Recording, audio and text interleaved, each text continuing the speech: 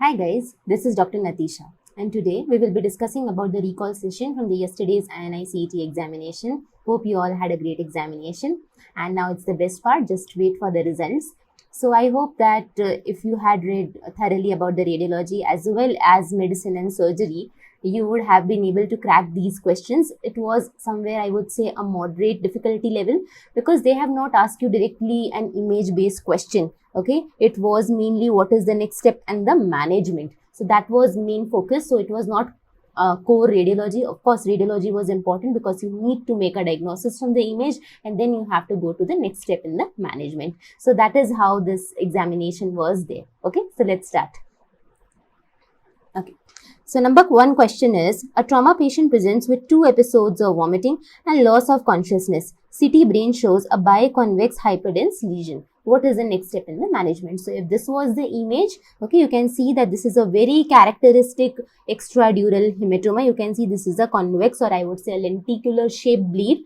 Okay, how will you differentiate it from a subdural bleed? So subdural bleeds are usually crescentic, whereas EDH are usually this biconvex shaped.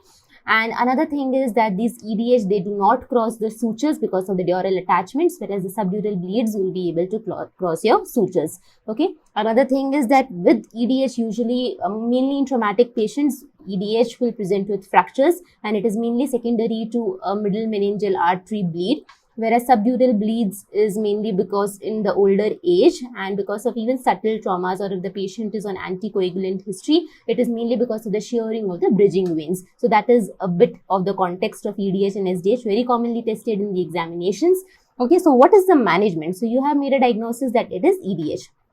The number one option is craniectomy, second is burr hole and evacuation, third is ICU observation or conservative management. So with such a large bleed, okay, you can see that with such a large bleed, you cannot go for simply ICU observation or conservative management. That could not be the answers. So the answer is either craniectomy or burr hole evacuation. Okay, so you need to understand the difference. When we do a craniectomy, we are basically allowing for the decompression. Okay, so when such a massive bleed is present, there is large amount of cerebral edema, there is usually mass effect, the patient has got a history of loss of consciousness. Okay, so in that particular cases, it is very important to decompress the brain. So you have to remove the portion of the brain so that you can evacuate this particular bleed and the mass effect can reside. With simple burr hole and evacuation, you will be just creating a small hole. Now imagine with such a bleed, will burr hole suffice? No, right? So the answer in this case will be definitely craniectomy, or even if it was craniotomy, I would prefer that over burr hole.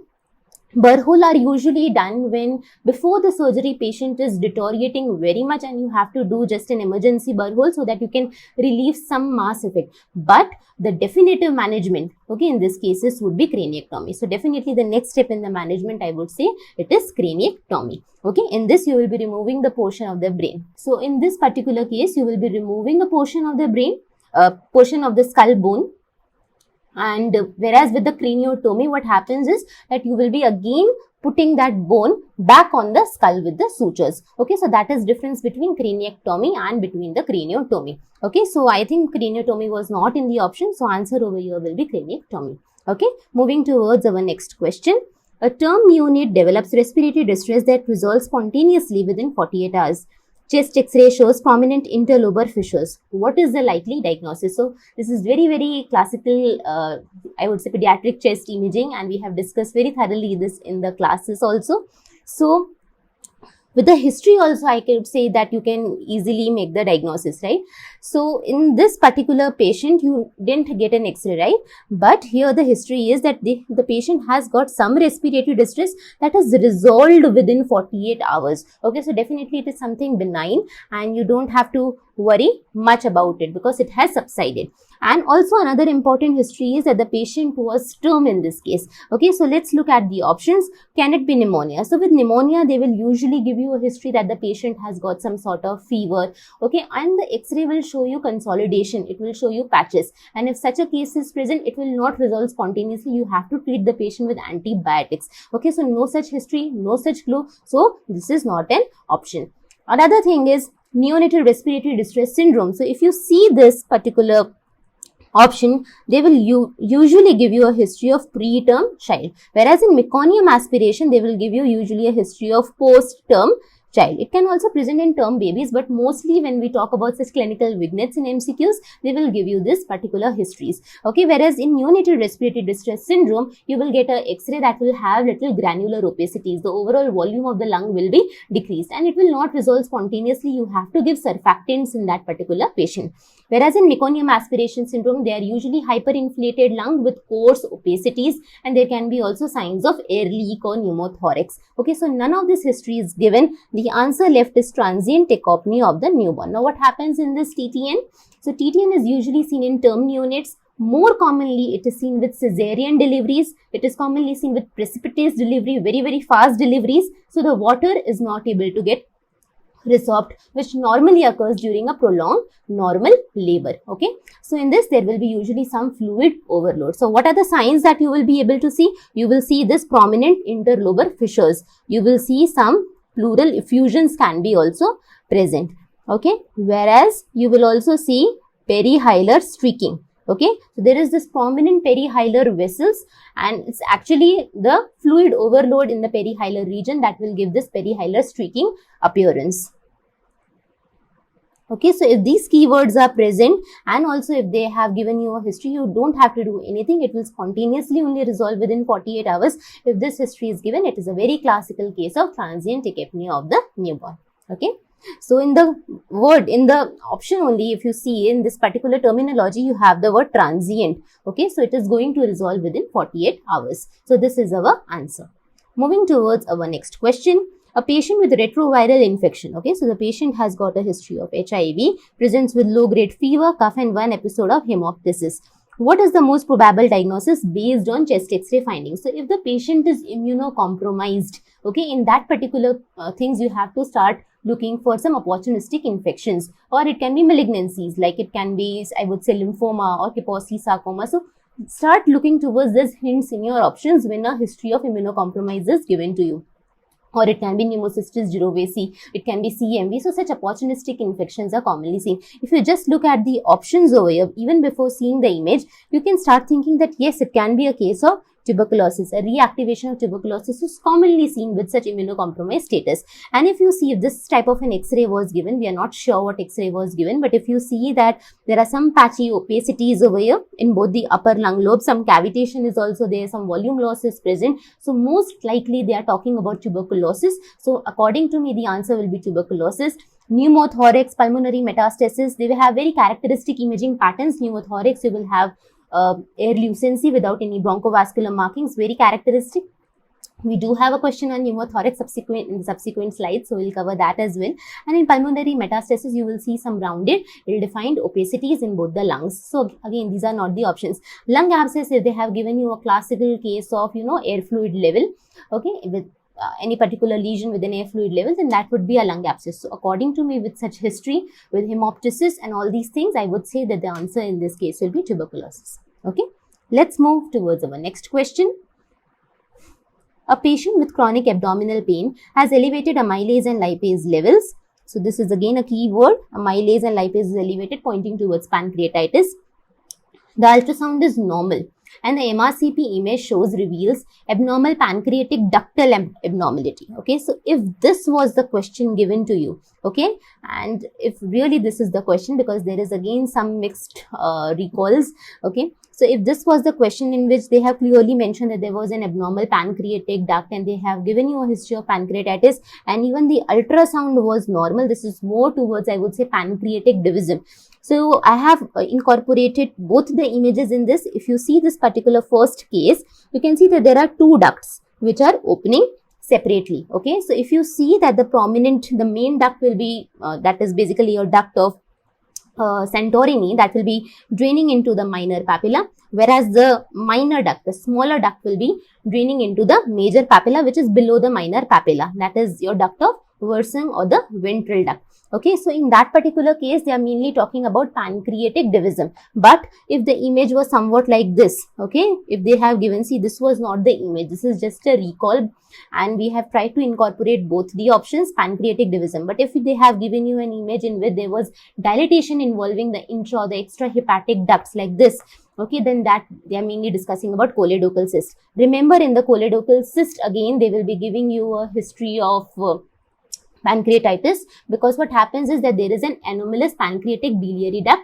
junction. Because of this, there is reflex of the pancreatic enzymes that will lead to pancreatitis. So again, choledochal cyst, maybe you can get this particular history, but choledochal cyst do not have an abnormal pancreatic ductal abnormality. So if this was the question given, I would say if the abnormal pancreatic ductal, it was mentioned in the question, then it was mainly pancreatic divisum. But if it was not there, then you have solely to depend upon the image. Whether fusiform dilatations were present, then it is choledochal cyst. When if there were two ducts that were separately drainage, because there is, what happens in pancreatic divisum, there is a abnormality in the fusion of the ventral and the dorsal pancreatic ducts, both will be opening separately. So if that was the case given on your MRCP image, then the answer was pancreatic divisum. Both can present with pancreatitis. Age has nothing to do, it can present in a young patient, both these things. Annular pancreas is completely a different thing. They will not give you an MRCP image, rather I would suggest that they would give you a plain X-ray with a double bubble sign, or they will give you a barium image. Okay, so what happens is that there will be constriction around the duodenum. The duodenum will be narrowed because it is the pancreas that will be having an annular circumference around the second part of the duodenum. Okay, so because of this, what happens, the duodenum will be narrowed. So that is a completely different thing. They can also present with pancreatitis, although it's not that common as compared to pancreatic divisum or choledochal cyst. And chronic pancreatitis, they will either give you an ultrasound or a CT image with the pancreas that is atrophic or with multiple foci of calcification. That is the classical image which is usually tested. Chronic pancreatitis, on an MRCP image, they can show you a dilated, very prominent MPD. They can give you a pseudocyst, or they can give you secondary dilatation of the small branches of the MPD. So that can be thing. But again, these two were, I don't think so they were testing you for this. They were either testing you for choledochal cyst or divisum based on the MRCP images. Okay, so this was a little trickier one, I would say. It was a little tough one, because MRCP anatomy is little tough on a UG level. But if you have attended the classes, I have covered both the topics, and I hope that if you have gone through that, it would have helped you. Okay, so let's move towards our next question. A 13-year-old presents with upper arm swelling and pain. X-ray reveals a diaphyseal lesion in the humerus with mild ESR elevation. What should be the next investigation? So if this was the classical image, if you see that this is a young child, a pediatric patient with an upper arm swelling and pain, and there is a diaphyseal lesion that was given with elevated ESR, or if there was history of fever, okay, so mainly they are pointing towards Ewing sarcoma. Okay, what happens, you will see this onion skin pattern of periosteal reaction also in this particular case. So that was very classically Ewing sarcoma, or it can, if the lesion was not like this, then it can be, they are mainly testing you for chronic osteomyelitis. But I think that they were mainly testing you for Ewing's with the diaphyseal lesion and onion skinning periosteal reaction. So what should be the next investigation? Okay, so either case, even if it was osteomyelitis or Ewing sarcoma, ideally the next step will be imaging. You have to always do an MRI if you are suspecting a bone tumor. Or even with osteomyelitis, you have to go for an MRI. Even before you do the biopsy, you have to be sure. Okay, you will not just go for a straight biopsy on a basis of an X-ray image. You have to go for an MRI with this particular thing. Okay, so I'm not going for bone marrow biopsy or humeral lesion biopsy. PET CT, again, it will not be done on such an initial level. You will initially have to do an MRI to confirm that it is a case of Ewing's or osteomyelitis. Okay, so that was a relatively, I would say, an easier question. So now I will be moving towards our sixth MCQ. Which of the following structures is marked in the CT image of the temporal bone? So I think this was the structure that they had tested.